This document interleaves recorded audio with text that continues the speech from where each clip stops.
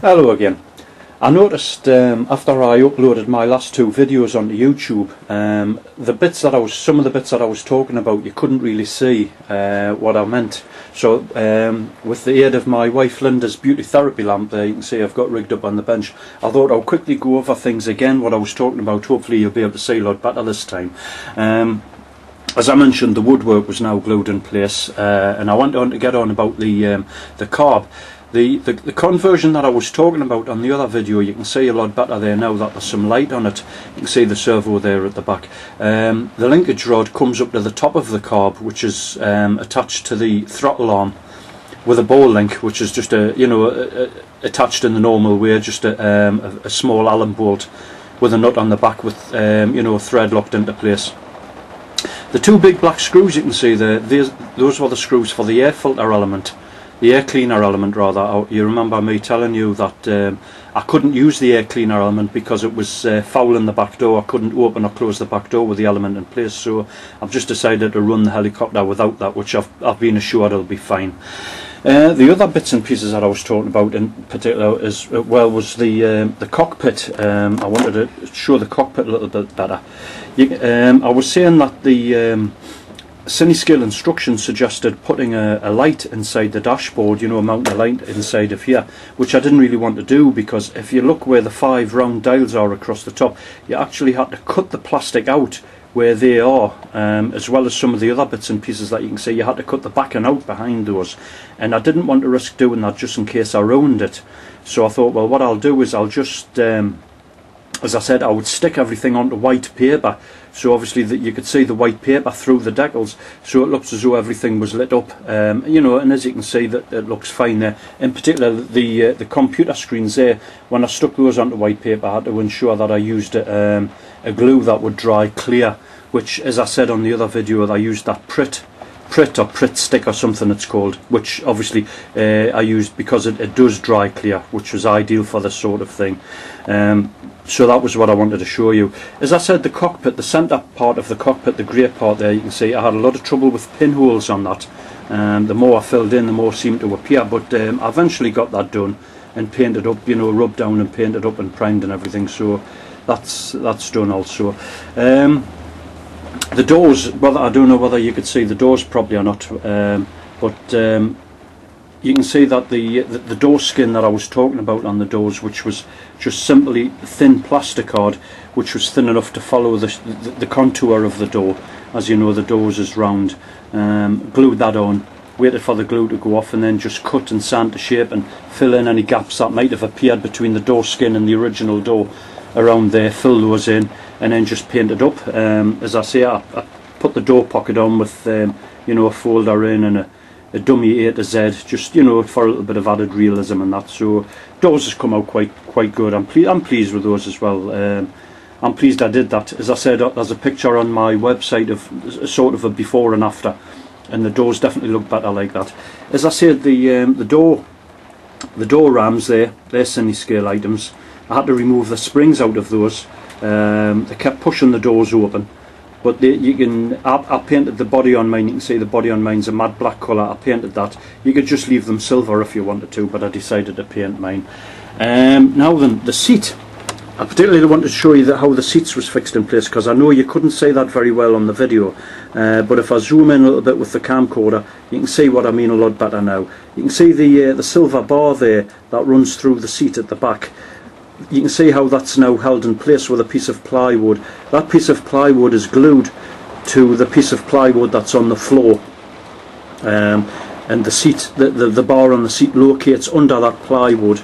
And if we come around to the front of the seat, you'll be able to see what I meant also about the little clip that holds the front part of the seat in place. You can see there it's just a servo arm cut to size with a screw through it to screw it to the floor.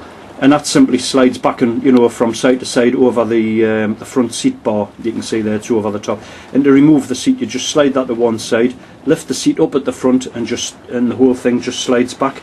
The back bar comes away from underneath that piece of plywood there, and the seat can be removed, which is the same for the other seat across there, held in exactly the same way. The other thing that I wanted to show was the Spectro Lab. I know that there was very little light on that yesterday, and I wanted to show the bracket. As I said, the bracket that holds the Spectro Lab in place, I wanted to try and keep the same shape as the full size one, or as close to the full size one as I could. So you can see it there. It goes into the back of the equipment pod and it's secured in place with epoxy. It goes through, I think, 2 small plywood bulkheads before it's glued in place, so it's held on plenty anyway. The top of the Spectro Lab, as I said, I had the problems with the pinholes, but once I got those filled in, it was just a case, as I said, of getting it painted up, applying the stickers, and then just adding the cabling that goes to the Spectro Lab, which also just follows down the bracket and goes in. You can see it goes into that little white fitting there on the bottom of the equipment pod. So I'm just trying to think if there's anything else I want to show you. Yeah, the skids that I mentioned. If you remember me saying on a previous video, I had to make a complete set of undercarriage. The undercarriage that came with the fuselage just wasn't big enough. As you know, the Police EC 135s, or some of them, they sit quite high at the front, with you know, you can see like a pronounced lean back over. So obviously the undercarriage that I had was no good for that. And the way that I done that was I used 16mm aluminium tube for the skid bars and 12mm aluminium tubing for the skid struts. And what I did was I sort of rigged up a bit of a rough jig, which I'll show you now, for to bend the aluminium. I just used scrap bits of wood, as you can see. It's nothing fancy. The wood was cut to shape here and cut to shape here. And what I did was to start it, I've got the original undercarriage, which you can see there, and I marked up the 2 bolt holes with pencil. You can just about make them out there.